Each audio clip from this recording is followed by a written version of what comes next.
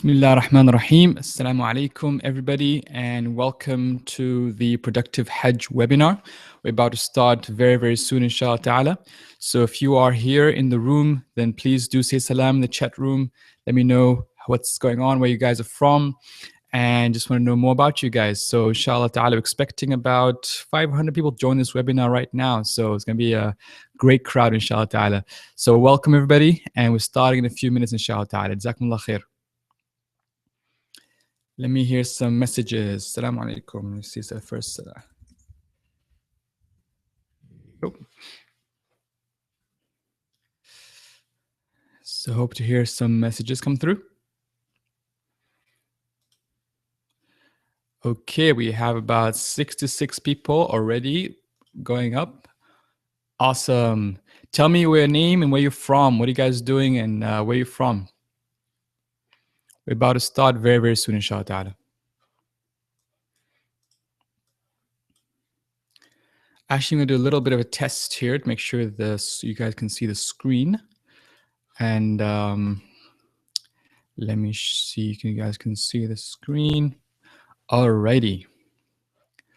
So, can you all see the screen? Is it clear? Let me know if you can see the screen, please. MashaAllah, we got people from London, from North Carolina, from Pakistan. Awesome. MashaAllah, MashaAllah. Thank you so much for coming. I really appreciate it. From Indonesia, from Kenya. Wow. Jambo. From California, from Canada. Excellent. From Nigeria, MashaAllah. Just been in Nigeria a couple of weeks back for a trip, for a workshop there. From South Africa, from India, from Mecca, MashaAllah. From Bangalore. That's awesome. Okay, glad you guys can see the screen. That's really good news. Awesome, awesome, awesome, awesome. Good stuff. So it's 9 o'clock, it's 9:01. So let's get started, inshallah ta'ala. So just to make it easier for everybody and not to lose focus, I'm going to mute the chat for now. So it means you cannot chat anymore, just so that people can focus on this session. A lot of times when we did this webinar before, there's so many people saying salams and everybody was distracting everybody. So I'm just going to mute the chat right now and basically ask you guys to focus on this webinar, because it's going to be a jam-packed webinar with some lessons of productivity from the pillar of Hajj. So first of all, again, Bismillah ar-Rahman ar-Rahim, Assalamu alaikum wa rahmatullahi ta'ala barakatuh, and welcome to the special webinar on lessons of productivity from the pillar of Hajj. A lot of us, for example, when you think about Hajj, we think of it as a ritual, and we do it for the purpose of fulfilling the fifth pillar of Islam. But alhamdulillah, over the years, I've went to Hajj numerous times, and every time I went there, I learned something new, something that actually helps us with our own productivity. So today's webinar is not about how to be productive during Hajj. That's not the purpose of this webinar. The purpose of this webinar is to understand what exactly are the lessons that help us become more productive when we see and observe and be part of Hajj, inshallah ta'ala.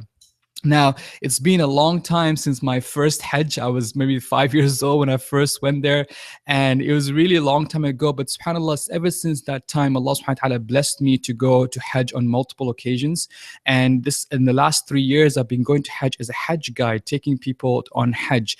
And every time I used to take people to Hajj, I used to come back with a renewed sense of purpose, a renewed sense of productivity just from this ritual. And every time I observe the people and observe the rituals and think about them, I realize that this is a huge, huge benefit to all of mankind. That's why I want to hold this webinar, so I can share with you some of these lessons, and inshallah ta'ala, hopefully you benefit as well. Now, I want to say this webinar is actually a charity webinar. What I mean by this is that we're working with Human Appeal International to support them for their Qurbani campaign. If you're not sure, Human Appeal International is a UK-based Islamic charity organization that has a lot of people from around the world, supports and helps a lot of people around the world. And one of their campaigns is the Udhiyah Qurbani campaign. So if you haven't been giving your Qurbani yet, I really recommend that you do. Towards the end of this webinar, I'll share a video and that shows the power of this sort of charity and how it can really help people. So they really support people around the world. They're in Palestine, in Pakistan, in many parts of the world. So I really recommend that you guys also support them. You can choose where you want to give your qurbani. These are the prices for different parts of the world, depending on the price of sheep in that part of the world. So you can really support them in many parts of the world so that they deliver on your behalf the udhiyah and qurbani for our brothers and sisters who are in need. So that was the charity webinar. This is a charity webinar. I'm doing this for free. I'm not charging any money for this, but I'm really hoping that you guys, as a token of appreciation, to support Humanitarian International in the Qurban Udhiyah campaign. And I'm going to do a little pop-up on your right-hand side. You'll see a little thing that comes up that says, support your Qurbani. And you can just click on that and it'll take you straight to the website where you can donate. You can do this now or you can do it after the call, inshallah ta'ala. So thank you again so much for all those who donated for this purpose. It's really something that we do to help and encourage people to be more socially productive, inshallah ta'ala. And this is, again, as said, this is as part of this webinar, we want to support and a charitable purpose, especially in these blessed days of the Hijjah, do something that is truly powerful and beneficial for mankind. Okay, so back to our main topic, which is the 10 productivity lessons from the pillar of Hajj. 10 productivity lessons from the pillar of Hajj. Now, are you guys seeing the screen? So some of you saying you're not seeing the screen. So this 10 productivity lessons from the pillar of Hajj is really about, I'm going to go through different aspects of Hajj, and you guys will be able to I'm going to try to take out some lessons for productivity, and I hope that you will be able to, at the end of it, appreciate Hajj on a whole different level. You'll be like, I never thought of Hajj from that perspective before. Now, this is what the aim of this webinar, for you to really think about Hajj from that perspective, that is something that is not just a ritual, it is beyond that. It is a lesson for all of us. Even if we don't go to Hajj, it is still a lesson for all of us, inshallah ta'ala. So the first sort of pit stop, the first place I want us to focus on is the idea of the power of intentions. And if you think about it, Hajj, the word Hajj actually means a journey with a purpose. It is a journey with a purpose. That's the sort of the literal linguistic meaning of the word Hajj. Over time, of course, became associated with specifically the journey to Mecca. Now, Hajj, for it to be valid, a person who goes to Hajj has to declare his intention loudly. Unlike any of the other rituals, for example, for salah, for siyam, for other rituals, you're not supposed to say it loudly. You say it in your heart and that's enough. But for Hajj, you have to say it loudly by declaring exactly the Hajj you'll do. For example, you say, Labbaik Allahumma, for example, Hajjan, Mufrad, or Mutamattu', or any of the other types of Hajj, 3 types of Hajj. I don't want to go into technicalities of this, but I just want to make the point that you have to declare your intention loudly. Now, this by itself is a lesson for us here. How many of us have our intentions very clear in our minds? If you think about Hajj, Hajj is like a journey that you go for a specific purpose, but it's also a symbol of the journey we have in our lives, the journey to Allah subhanahu wa ta'ala. All our life, from the moment we're born till we die, we are on a journey to Allah subhanahu wa ta'ala, because eventually we're going to die and meet Allah subhanahu wa ta'ala. So if we're on a journey, just like Hajj, we're on a journey, unless we make that intention very clear, very loud and clear, what exactly is the intention, the purpose of my life, then you literally risking of having a quote unquote invalid life. Just like you have an invalid Hajj if you don't have the intention loud and clear, you can have an invalid life. Basically, you haven't lived your life with intention. You haven't lived your life with purpose. You haven't lived your life with that strong sense of intention of knowing exactly what you're going to do. Now, you might say, well, what does it mean that I live my life with intentions? What does it mean that I live my life with purpose? First of all, of course, we all understand, we all know the famous verse in the Quran. Allah subhanahu wa ta'ala declared very clearly that the purpose of our life is that the purpose of our life is to worship Allah subhanahu wa ta'ala. And Allah says, وَمَا خَلَقْتُ الْجِنَّ وَالْإِنسَ إِلَّا لِيَعْبُدُونَ. I have not created mankind and jinn except to worship me. And within that broader concept, within that broader understanding, within that broader, powerful sort of level of purpose, we're supposed to lead our lives with that clear intentions. From the moment, we go to work, even choosing our spouses, having the children, the way we raise our children, the way we even have entertainment or relax or work, it should be driven by intention. Asking yourself, what is my intention? What is my purpose? This is a very, very powerful lesson, that you should not lead a life without intentions. We always think about intentions associated only with our deen and with rituals and acts of worship, but even in mundane things like sleeping. Why do you sleep? Do you sleep so that you can rest and wake up to pray tahajjud and fajr? Or do you sleep just for the sake of sleeping and wake up late? Why do you eat? Why do you even have fun? What's the purpose? What's the intention? The moment you have the intention and making sure that intention is connected to Allah subhanahu wa ta'ala, that's how you lead an intentional life. And really, an intentional life is a life that is unbelievable in terms of how you make sure that you make the most of it. Now, before I move on, I can see that some people have raised our issue about not seeing the screen. Can you see the screen? Most people can see the screen. If you cannot see the screen, then I'm not sure, maybe change the browser to Chrome Explorer. But if you can see the screen, then please, just say yes, that you can see the screen, so that make sure it's not a problem with everybody. Just want a quick check with you guys before I move on. I've just unmuted the chat, so you can now also type in yes, you can see the screen, or you cannot see the screen. Okay, fine. So I think a few people are saying yes, they can see it, so that's great. So I'll just move on. If you're having a problem, I'm very sorry. You will get a recording of this if you can't see the screen. But really, just even if you can't see the screen, at least you can hear me. I think that's very important, because a lot of what I'm going to say is going to be, it's more auditory more than visual.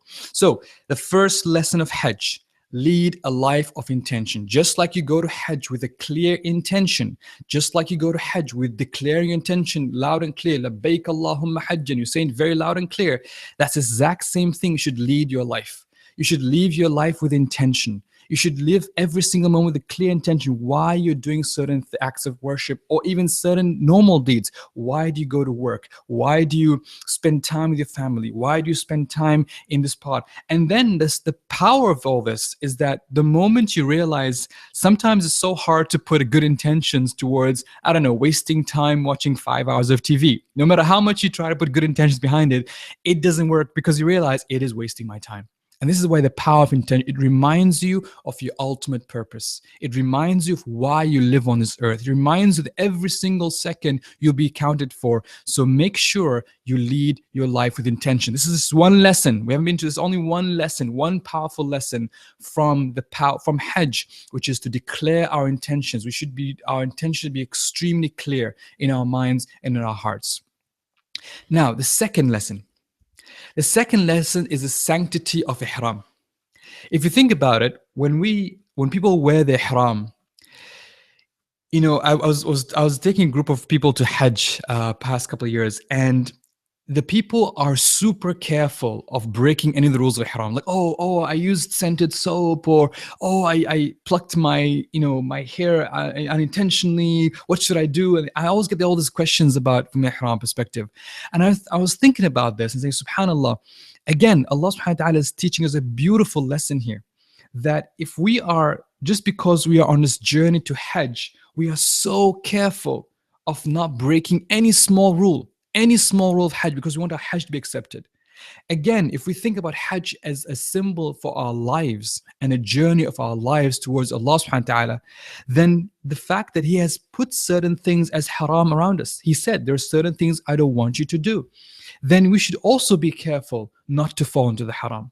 So again, just wearing this haram clothes, it's almost like a mini practice, a mini sort of preparation for you to think about, just like I'm so careful about not being, not being worshipped, not sort of doing any small mistakes so that my Hajj won't be accepted. I want to make sure that my ihram, that my rest of my life, I also have this sanctity on myself, that I don't fall into the haram. And I'm so careful. And subhanAllah, look how Allah subhanahu wa ta'ala chose these two cloths, especially for the men, right? They wear this two cloth, and you got to hold on to it. You're scared it might fall from you. Same thing. We should be so careful with our deen, They should not fall from us. We should kind of almost like we will be nothing. We'll be naked without our deen, because there was nothing holding us together. We need to hold on to our deen, just like we hold on to ihram for the men there. So I really want to remind us this whole sanctity of ihram. And again, back to the concept, what does this have to do with productivity? Again, if we think that our life is a journey towards Allah subhanahu wa ta'ala, we already established that, and we think that we believe that we have a clear intention, a clear purpose of living and leading our life towards Allah subhanahu wa ta'ala, then this whole idea of ihram is a reminder that we should also lead our lives in a way that is within the boundaries Allah subhanahu wa ta'ala has set for us, within the boundaries, within the haram boundaries He has set for us, so that it reminds us always of the Hajj. Of course, there's always the other reminder of ihram, is that the ihram is the two white cloth. Again, it's like the people of Jannah wearing white, so that also a reminder of us when we go and meet Allah subhanahu wa ta'ala, and inshallah ta'ala enter Jannah, keeps the end in mind. Stephen Covey, in his famous book, The 7 Habits of Highly Effective People, said, begin with the end in mind. The end in mind for us as Muslims is what? Is the akhirah. The end in mind is the fact that we meet Allah subhanahu wa ta'ala. The end in mind is that either is Jannah or hellfire, wal-'iyadhu billah. So the fact that we have this end in mind, again, the ihram comes and reminds us that this is what we want to wear in Jannah. We want to wear white clothes, beautiful white clothes. And also the other thing is that this two white clothes is also what we're going to be wrapped in when we die. So again, it reminds you of the end. And one way to be super productive in this world is to remember the end in mind. If you think they have all the time in the world, if you think that you can do whatever you want, and that no death will come to you, then that's when you be super lazy, super unproductive, and do nothing. But the moment you realize any moment I could die, any moment I could just drop dead, and the ihram comes and reminds you of that, the moment you go through that experience, that's when you truly, it dawns upon you. It dawns upon you that the end is very clear and the end is very near, and that will force you, that will push you to become more productive. So if you're a lazy person, if someone who's unmotivated, one of the lessons of Hajj is that it reminds you of death and resurrection, and reminds you of the day of judgment, so it pushes you towards being productive. I hope that so far these two lessons have been clear, inshallah ta'ala. So the third lesson is the Kaaba. And of course, whenever we think about the Kaaba, we cannot forget of the man who built the Kaaba. Allah subhanahu wa ta'ala says in the Quran, وَإِذْ يَرْفَعُ إِبْرَاهِيمُ الْقَوَاعِدَ مِنَ الْبَيْتِ وَإِسْمَاعِيلُ رَبَّنَا تَقَبَّلْ مِنَّا إِنَّكَ أَنْتَ السَّمِيعُ الْعَلِيمُ. Allah subhanahu wa ta'ala talked about, Ibrahim alayhi salam and Ismail alayhi salam raising the foundations of this house. And this house, this Allah refers to it as Bayt, house. And it's a very interesting choice of word. He didn't say it's a mosque. He didn't say it's a place of worship. He said Bayt. إن أول بيت وضع للناس للذي ببكة مباركا هدى للعالمين. That the first house that was put for mankind is the one in Mecca. It's almost like Allah subhanahu wa ta'ala is telling us, that's your real home. That's where you belong. That's what's your real home. That's your permanent address. We live in homes around the world, and we rent some homes, we own some homes, we buy some homes. But really, we only feel truly at home when we're close to the Kaaba. And the reason we feel at home and close to the Kaaba is because that's where we're closest to our Allah subhanahu wa ta'ala chose this place to raise His foundations. So what is the Kaaba? What is the symbol of the Kaaba? The Kaaba is basically the symbol of the values and the principles that Islam stands for. It's a symbol for Tawheed, that the oneness of Allah. We only worship Allah subhanahu wa ta'ala. It's a symbol of the unity of the ummah. When we see the ummah going in a tawaf, different colors, different ages, different races, in unity around the Kaaba, that's another symbol of Mecca, of the Kaaba. It's a symbol of equality. It's a symbol of social justice. It's a symbol for many things. It's a symbol of the values and principles we lead by. So again, what does this mean? What does it have to do with productivity? Again, when you are productive, You need to have values and principles. Sometimes we forget about our value. We think we're being super productive, doing lots of good things here and there. We're forgetting the values and principles that are important for us to lead our lives. We lead productive lives, not just productive lives to get things done, but productive lives to get things done according to values and principles that is embodied in the Kaaba. So whenever Allah subhanahu wa ta'ala makes us face the Kaaba 5 times a day in our salah, He's reminding us of what your values, is reminding us of the purpose of your life. It's reminding us of the principles you should live by.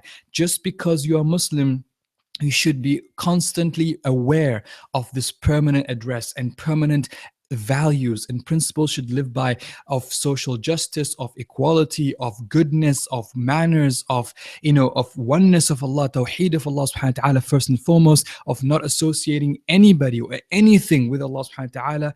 All of these things, concepts come when we remember the Kaaba. So again, productivity now, the lesson here for up to us is that our productivity, our day-to-day action, our day-to-day productivity should be aligned with the values and the principles that the Kaaba was built upon, aligned with the values and principles of our father Ibrahim alayhi salam, who stood there. So it's a reminder for us that this is the values and principles we live by. We consistently, inshallah ta'ala, aim to stand up for, inshallah ta'ala. Okay. So that so far is the Kaaba, the third lesson about our permanent address. The fourth lesson, the sa'i. Again, another place we think about a lot in our daily actions. The sa'i, for me, is a beautiful lesson for productivity, because if you think about the story of the sa'i, the story of Hajar radiallahu anha, who was left alone with her son in this valley, and when her milk started to dry up, her baby started crying, she's looking for water, and she went up 7 times for across Safa and Marwa, up and down, and every time she came down, she started running because she's hearing the baby crying.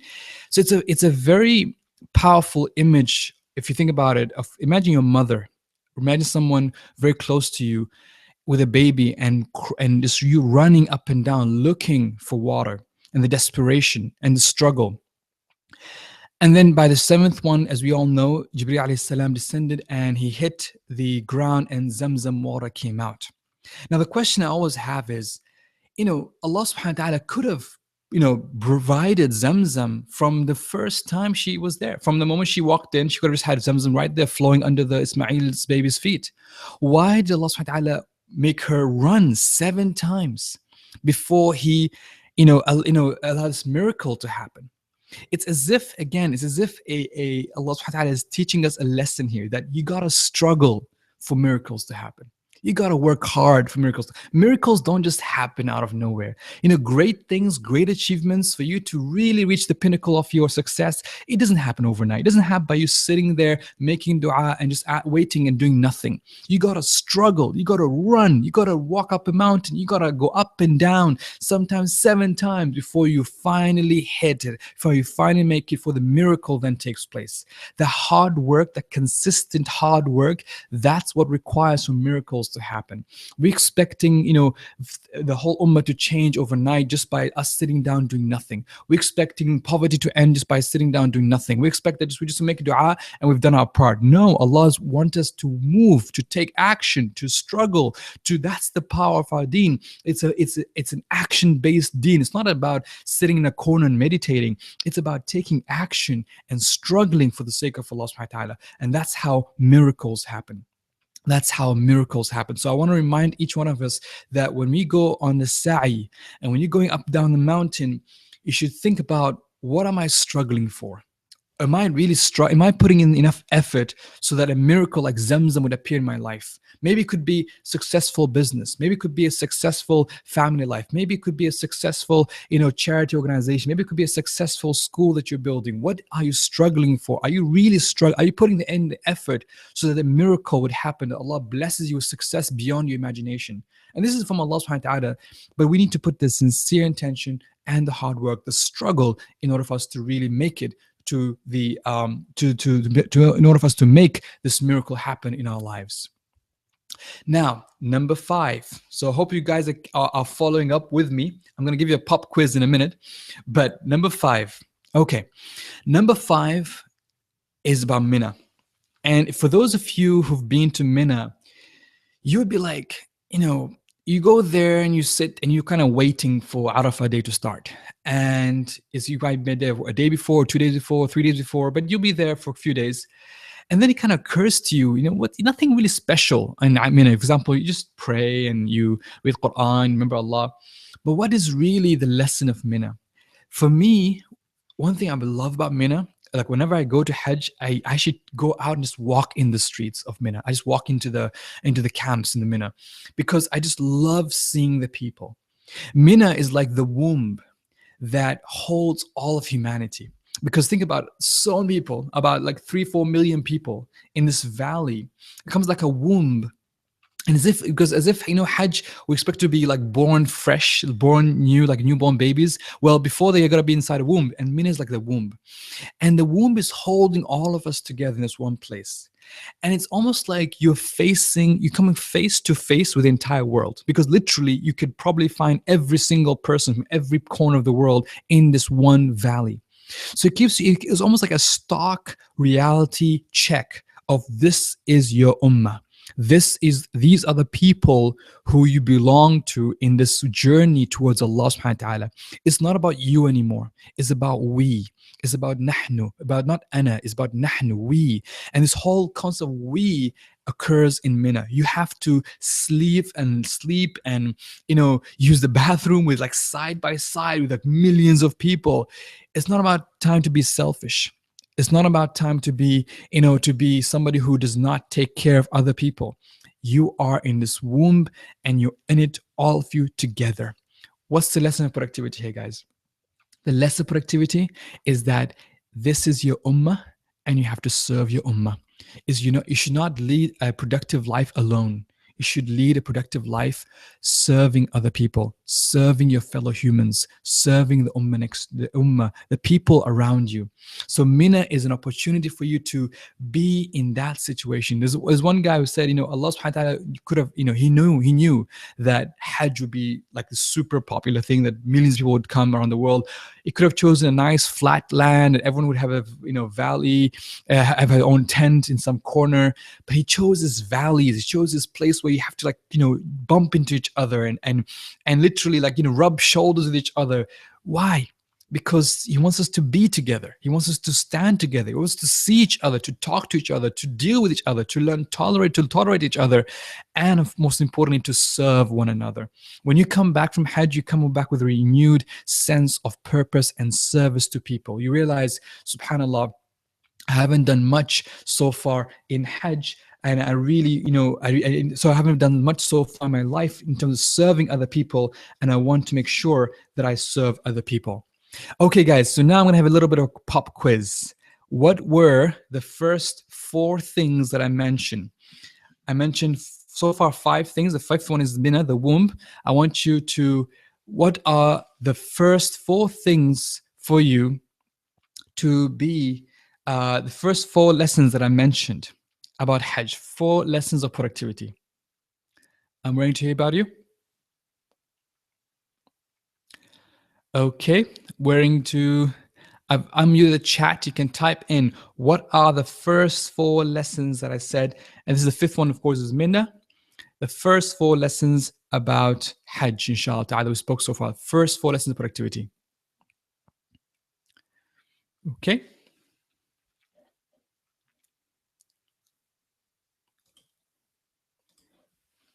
All right, so power of intentions, the first one, well done. What's the second one? The second one, the power of intentions was the first one. Second was ihram, well done. Good job, that's the second one. What's the third one? The third one was what? The third one, Kaaba, excellent, well done. That's the Kaaba, it's the third lesson. And what's the fourth one? Fourth one is sa'i, well done, well done. Okay, great. I hope you guys are enjoying this so far. We're only halfway through. I hope you guys are enjoying this so far. So again, a quick reminder, quick recall. Number one, the first lesson is that the power of intention. We should lead our life with intention. Just like we go for Hajj with clear intention, we should lead our life with intention. The second one is that we should, just because we should lead our life also with keeping clear the sanctity of the Allah subhanahu wa ta'ala. He made certain things haram for us, which is a reminder for us that we should also, just like with ihram, you're so careful of not breaking any of Allah's rules.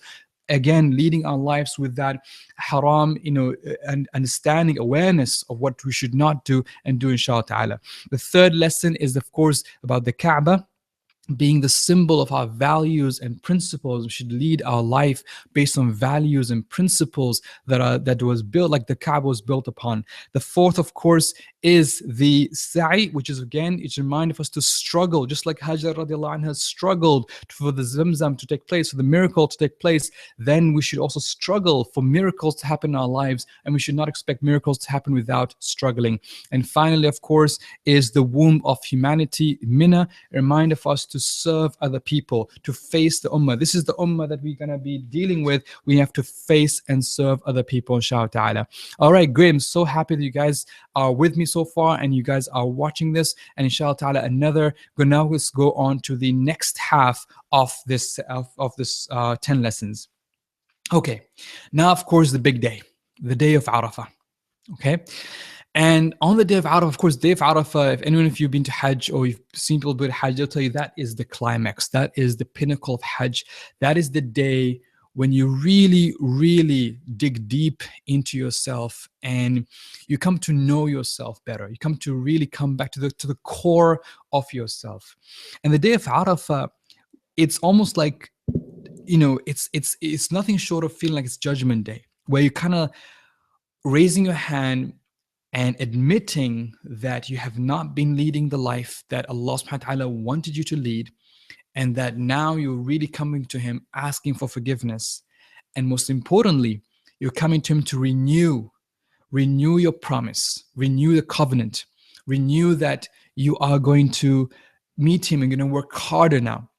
So the day of Arafah is all about remembering. Remembering what? Remembering all the favors of Allah subhanahu wa ta'ala that He has blessed you with.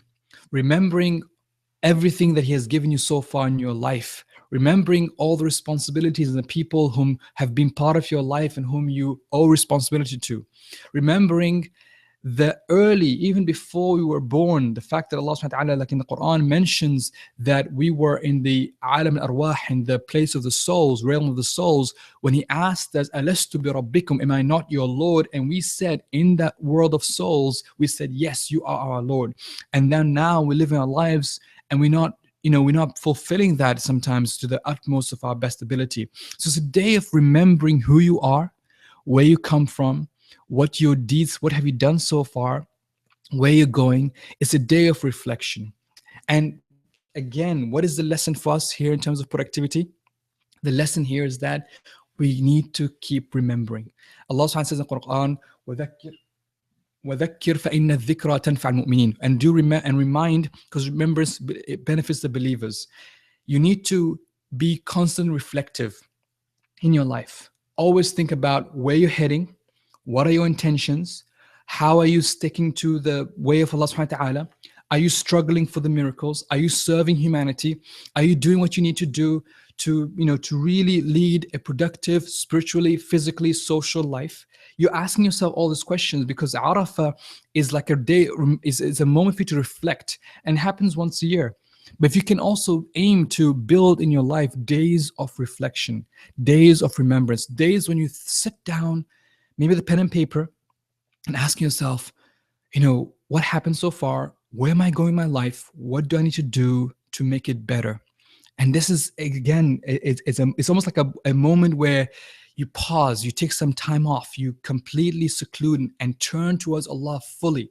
So we need to take that and build that into our lives. We need to build that into our lives. If we want to lead productive lives, we need to constantly assess and reassess our lives. Asking our life, are we doing the best, the best that we can? Are we fulfilling the best of what we can? Are we, fulfilling the promise we said to Allah that we will fulfill that promise? it's more important that whenever you want to lead a productive life, you need to remind yourself and constantly remind yourself of why you're here and where you're heading and what you need to get done. Without these moments of reflection, you might get lost, you might forget, you might be heedless. But these moments of reflections, these days of reflections, are important for you to remind yourself of where you are and where you're going, which is critical for you to lead a productive life. Number 7, Muzdalifah. Now, for those of you who don't know, Muzdalifah is the place where after you leave Arafah, you go and camp there in the night. You're supposed to sleep under the stars. You're not supposed to have any cover over your head, no tent, just under the stars. And I just remember the few times I went and I slept there. It's the most beautiful sleep ever. It's the most beautiful sleep ever. And I remember one day I woke up and I saw the stars in the heavens. And it's almost like a lesson there was like, you've just had Arafah. You've just been born new. You've just been, inshallah, forgiven all of your sins. Now, the sky's the limit in terms of what you could do to serve humanity, to be productive. You cannot leave Arafah and say, I'm going to go back to my old life, my old selfish life. It has to be now, I'm going to lead Arafah. I'm going to think of ways to help people. I'm going to think of ways to be productive in my work, productive with my family. I'm going to think of ways, I'm not going to go back to my life and watch 5 hours of TV or 6 hours of Facebook and YouTube. I am going to go back and lead something super productive. I'm going to really make a difference in this ummah. I'm going to make a difference in this world. That's what the feeling you get Muzdalifah, because you just came back from Arafah and you're like super happy. So there's a happiness that comes after Arafah, knowing that inshallah ta'ala Allah has forgiven your sins. And you're sleeping there and you see the sky and you see the stars. You realize, subhanAllah, the sky is the limit. I could do a lot of things. I just need to gather myself and make sure that I achieve those goals. So that's the lesson of Muzdalifah. Number 8. Pelting the evil within. Now, of course, after Muzdalifah, we go towards the big Jamarat and start pelting. And of course, this is a reminder of the story of Ibrahim alayhi salam when he took his son and he was about to sacrifice his son, like Allah subhanahu wa ta'ala ordered him. And Shaitan appeared in 3 different locations and quote unquote advised him and told him, hey, what are you doing? Maybe that's a dream. You can't just answer a dream. So he was advising him. This is a very important thing. A lot of times, the thing that stops us from being productive is our internal advisors, right? It's okay, you've worked so hard. You should rest. You should watch some TV, relax. You should take a nap for 6 hours. Don't worry about it. You'll do tomorrow. All this advice we hear from within, you're going to pelt it with Jamarat. You're going to throw stones at it. Every time you hear that voice in your head that tells you, it's okay, man, relax, take it easy. It's okay, man, don't worry about it. Do it tomorrow. It's okay, don't worry about it. Why so hard on yourself? You're still young, you could do it later. All these reasons, take 7 stones, symbolically, and pelt that evil within you. Says, no, I will do it now. No, I'll be productive. No, I will not wait. I will not say tomorrow. I will not be lazy. I will not procrastinate. I will be productive. That is a lesson of Jamarat. You should pelt the evil within ourselves, the evil that tells us to stop being productive, to stop being lazy, to not do anything interesting, to just lead our lives like zombies, watching TV, going on Facebook, doing nothing, and just leading our life, working and come back from home, eating dinner, sleeping, doing the same thing, and no purpose, no intention, no powerful intentions that is greater than ourselves. We really need to remind ourselves and pelt the evil within. And Jamarat is a reminder that we should pelt the evil within us and not let it take us away from being true productive Muslims. Number 9, the great sacrifice. So after this, of course, you go and sacrifice. Of course, nowadays, it's probably done on your behalf. There are organizations that basically slaughter on your behalf. Even in Mecca, there's an organization that actually slaughters on your behalf. And again, the sacrifice is not about, people always think, what these Muslims are doing is is horrendous. They kill poor animals. This is actually a ritual Allah subhanahu wa ta'ala has put for mankind.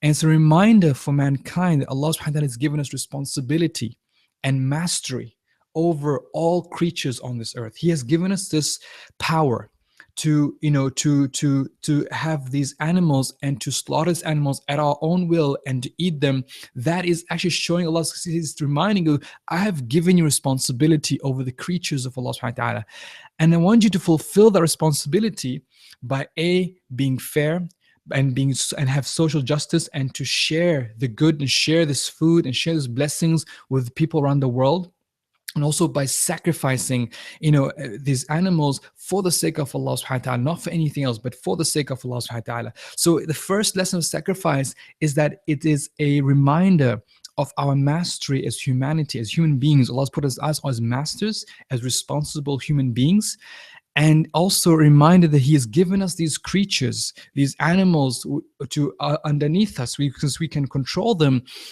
but also means we should take care of them. Which also means, yes, we can sacrifice them for eating, but also make sure that we don't waste. If we sacrifice for eating, we don't, we don't abuse, our powers, and abuse the environment around us, and abuse the lands, and abuse the animals around us. We should have a life of sacrifice that is in line with the responsibility that has been given to us. That's the first lesson, the fact that we are masters on this earth, and we therefore have responsibilities over the creatures and over this earth. The second thing that is a reminder for us is that just like Ibrahim alayhi salam was willing to sacrifice his own son for the sake of Allah subhanahu wa ta'ala, the question is, what will you sacrifice for Allah? Allah has not asked us to sacrifice our children or our sons. He asked us to sacrifice some discomfort, to wake up a bit early so that we can pray Fajr on time, to wake up a bit earlier than that so that we can get up and pray Tahajjud, to sacrifice some of our money to give zakah and to give sadaqah, some of our time so that we can help others and teach others, some of our wealth so that we can take care of orphans. Sacrifice something for Allah. Sacrifice something. That's sacrifice. That's the attitude of someone who's productive. That's the attitude of someone who wants to lead and serve and help others. They have to sacrifice something, sacrifice some comforts. What will you sacrifice? What will you sacrifice for Allah subhanahu wa ta'ala? Think about it. What will you give up and say, you know what, I'll stop smoking for Allah. You know what, I'll stop the haram relationship for Allah. You know what, I'll stop wasting time on TV for Allah. You know what, I'll stop wasting time and I'll sacrifice, the laziness. I'll sacrifice my beauty sleep in the morning for Allah. I'll sacrifice my, something small, some of my money for Allah. What will you sacrifice? What will you give up for Allah subhanahu wa ta'ala? This is a reminder for us. And this is where this lesson of Hajj comes in for all of us, even if we don't go to Hajj. Finally, the farewell tawaf. And of course, this is the biggest tawaf that happens. If you ever go to Mecca on that day, it is jam-packed. It is absolutely packed. It's one of the, really tough tawafs that someone has to do because it's super, super packed. And it's almost like Allah subhanahu wa ta'ala put this ritual saying that we have to do tawaf wada'. It's part of the wajibat. You have to do it before you leave, as a reminder that it's almost like giving you a nice, giving you an ending to your journey and say, this is the end of your journey now, but now go face the world. When you walk out of the doors of the Kaaba, you'll see people poor. You'll see people dirtying the ground. You'll see the ummah in front of you in all of its colors and all of its problems and all of its issues right there in front of your eyes. The question is, that should not depress you. That should inspire you. Say, you know what? Alhamdulillah, I've been through this journey which had a power of intention. I was careful not doing the haram. The symbol of the house was a symbol of my values and principles. I understood that I should struggle for miracles to happen. I remembered that I should serve people in Mina. I remembered myself and where I'm from and what happens and where I'm going in day of Arafah. I realized the sky is the limit in Muzdalifah. I realized I should pelt the evil within me and when I did the Jamarat. And I realized I should sacrifice, that I have mastery over this earth, and I should sacrifice something for Allah subhanahu wa ta'ala's sake as part of the sacrifice. And now I'm going to leave all of these lessons and I'm ready to go face the world. I'm ready to lead a productive lifestyle. I'm ready to lead a life that is for Allah subhanahu wa ta'ala and not for anybody else. I'm ready to lead a life that sincerely wants to serve Allah subhanahu wa ta'ala. This is where you come with a farewell tawaf. And it's almost like a farewell promise a farewell promise to Allah, saying, "Oh Allah, I'm leaving your house, but I will not leave the lessons that I've learned so far. I'm going to go back and make the most of this world and of live my life, my time in this world." These were some of the lessons of Hajj. Can you now see that Hajj, how much lessons it has in terms of making us realize the power of the lessons within? Hajj is not just a ritual that you do once in a lifetime and you forget about it. It's not a, almost like one author said, it's not like a laundry machine. You go in and you kind of clean all your sins, you come out clean, and that's it, you forget about it. It's almost like a time machine. It takes you to your past and reminds you of where you came from the time of the realm of the souls. It takes you to time of Ibrahim alayhi salam. It takes you to the time of Muhammad sallallahu alayhi wasallam and his first Hajj and that speech he gave in Hajjatul Wada'. It also reminder of the time for you to continue for the future. It's a reminder of our future, not only the immediate future, seeing the present in front of you, the present reality of the people, present reality of the ummah around you with all its ups and downs, all of its issues, and also reminds you of the ultimate future of death, of resurrection, of day of judgment, and inshallah ta'ala of Jannah. So these are the lessons of productivity. I know that this is not conventional way of talking about productivity, but I just wanted to share this with you because it should inspire you all to lead productive lifestyle, to lead a lifestyle of meaning, a lifestyle of intention, a lifestyle based on the values and principles of the Kaaba, a lifestyle of struggles for miracle, and all of the powerful lessons from Hajj. I hope that you enjoyed this and hope that you found this really beneficial, inshallah ta'ala. These were some of the 10 lessons of productivity. I'm going to open the floor for some questions, inshallah ta'ala, in a minute.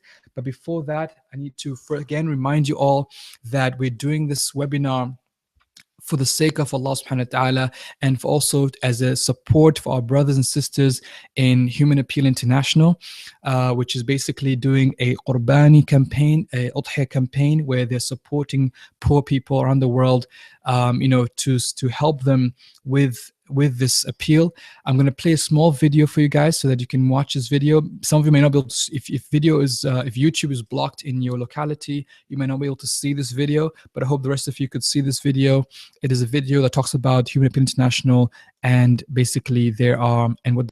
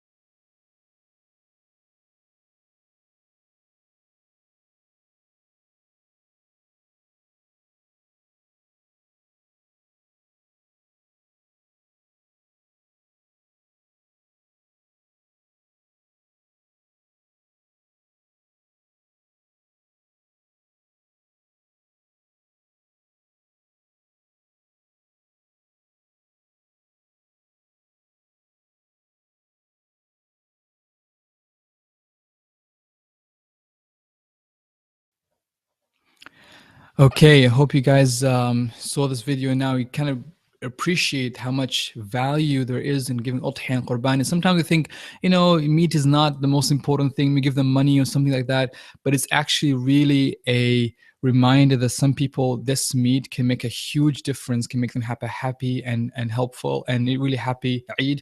So please do share with Human Appeal International. Do support them. If or any other charity that you want to support, but give qurban udhiyah. It's a sunnah from Muhammad sallallahu alaihi wasallam, so that we should share the blessing Allah has given us in our lives, inshallah ta'ala. Now, before I open up for your questions, before I open up with the question, before I open for questions, I do have a special announcement. And the special announcement is, as you all know, that ProductiveMuslim.com over the last 7 years now, alhamdulillah, we've been producing a lot of content for our brothers and sisters around the world, a lot of emails, a lot of videos, a lot of animations, a lot of webinars.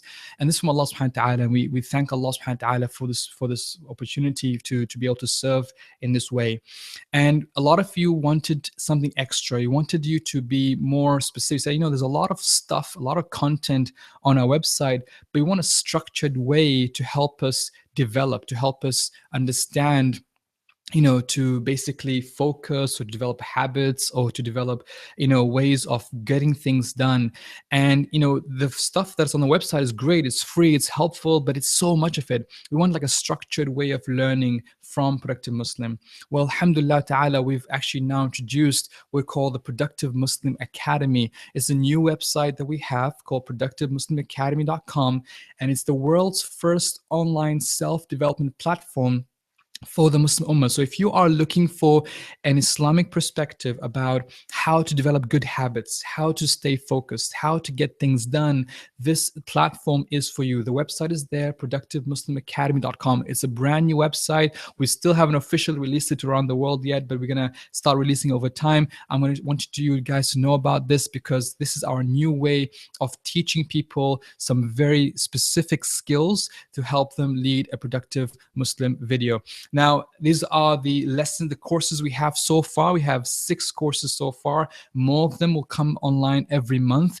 The first course is how to never miss Fajr again, how to manage your focus in age of distraction, how to develop productive habits and powerful routines, practical life goals, which is coming soon, the Productive Ramadan, of course, those of you know about this course, and strengthen your willpower. And I'll be adding new ones, inshallah ta'ala, every single month. So I just wanted to tell you guys about this. This is our platform that is to help people learn self-development from an Islamic perspective, but in a very powerful, in a very structured way. It's online videos. You can watch it anytime. So please go visit ProductiveMuslimAcademy.com so that you can learn new techniques and new ideas that will help you, inshallah ta'ala.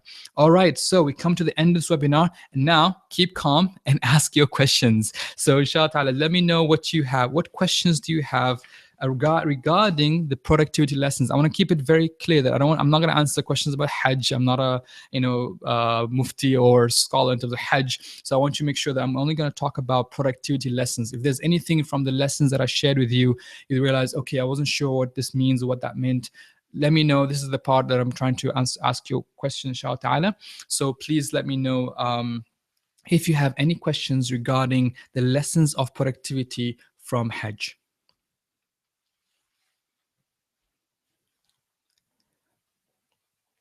Again, so Sister Hina, again, I saw a question. Can you give Qurban even though I'm not working? I do not answer questions based on fiqh questions because I'm not qualified for that. I believe the questions we have Brother Omar, who is from the Human Appeal International. He might be able to answer your question, but basically we are not answering questions that are related to fiqh or to Hajj, because that's not the area of my expertise. My area of expertise, inshallah ta'ala, is into this whole idea of productivity and trying to explore and look at how does Islam make us more productive? How does Islam inspire us to be more productive, inshallah ta'ala? So for example, one of the questions, again, good question, Tia, saying how to sometimes, we have these voices in our head that says, oh, be lazy, let go. So if you say I'm being lazy, let go, and you think it's shaitan's voice coming to you, there's few tips, techniques there. Number one, make sure that you have a morning routine, a very productive morning routine. And this is where one of the lessons we have in our academy talks about how to never miss Fajr again, but also includes about how to lead a morning routine, because morning routines are great to inspire you and make you lead a more productive lifestyle.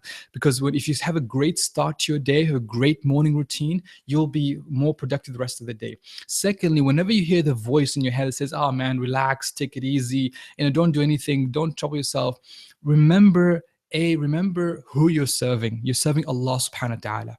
The fact that you're remembering Allah, that He is the one who's watching you and He's looking at you and He's, and He's seeing you, and you think, oh my God, do you want Allah to see you sitting there slouching on the couch like a couch potato, or do you want to be stand up and do something productive? So remember who you're serving. You're serving Allah subhanahu wa ta'ala. Number three, remember your destination. That you know what, you might not have time till tomorrow. You might die tomorrow. Anything can happen. You don't know. So you got to make sure that you continue to be productive.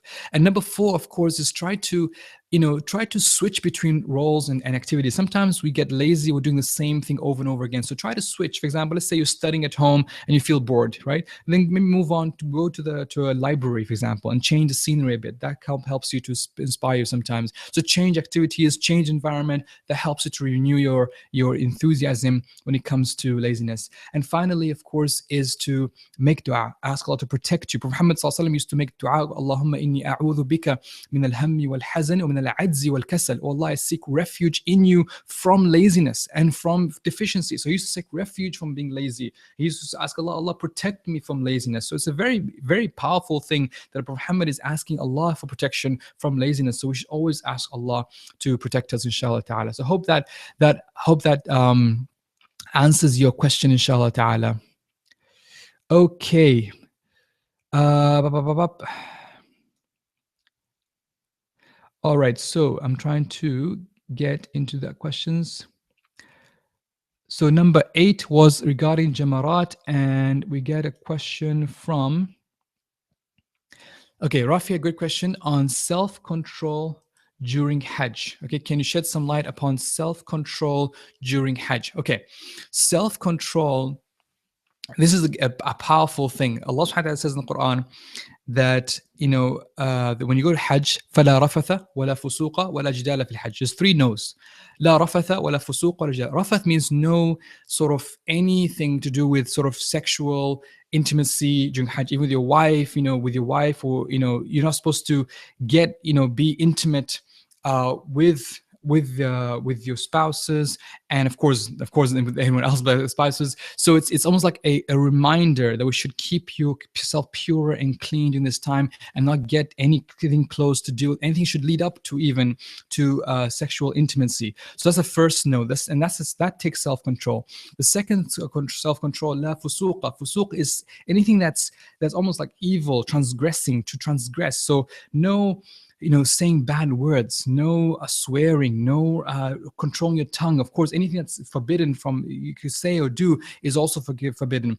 And the last one is la jidal. Jidal is no argument. Now imagine you have 5 million people in a very tight spot and you're saying no arguments, right? And it's hard. And arguments do break out in Hajj. I've seen in my own eyes people fighting in Hajj because unfortunately they forgot about this jidal.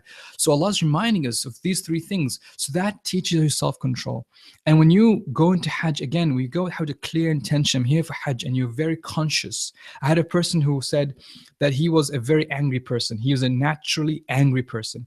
But Hajj taught him to really have patience. Even though sometimes he wanted to scream and to push somebody or to like beat up somebody, he really had to calm himself down and just hold on. And he realized that he was able to do it, and that Hajj taught him that he can do it. So that if you can control yourself during Hajj, you can control yourself outside of Hajj. Hajj really shows you your full human potential. You realize, my goodness, you think, oh man, I can't relax, or I can't stop swearing, or I can't stop smoking, or I can't do this. You would be amazed at what you can do in Hajj. And that's also a reminder for the rest of your life, inshallah ta'ala.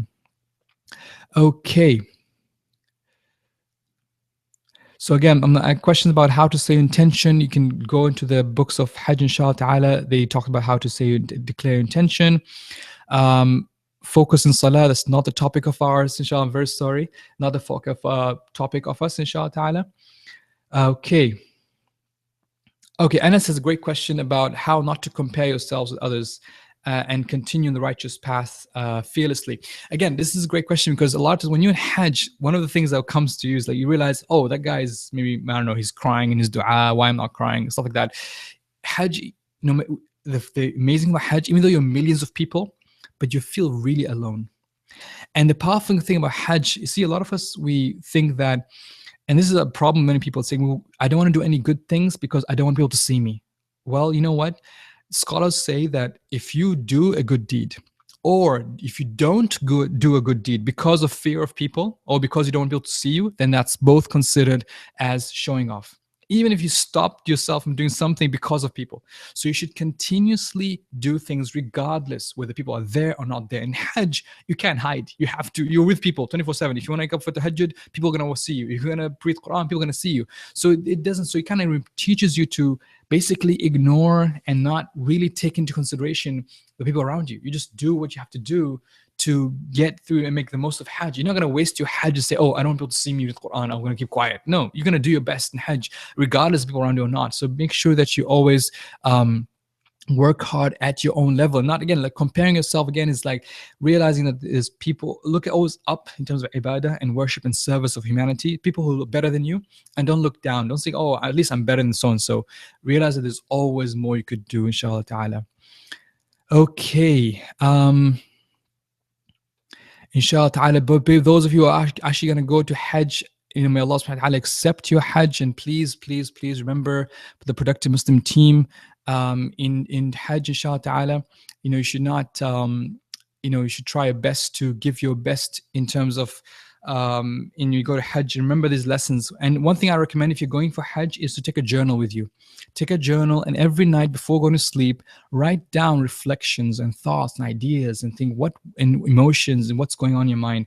This is how I learned a lot of this stuff, where I really went to, I started journaling, writing, and really trying to think about situations and things I've seen in Hajj, in the Ummah. And it was powerful. It's very powerful if you journal during Hajj, inshallah ta'ala.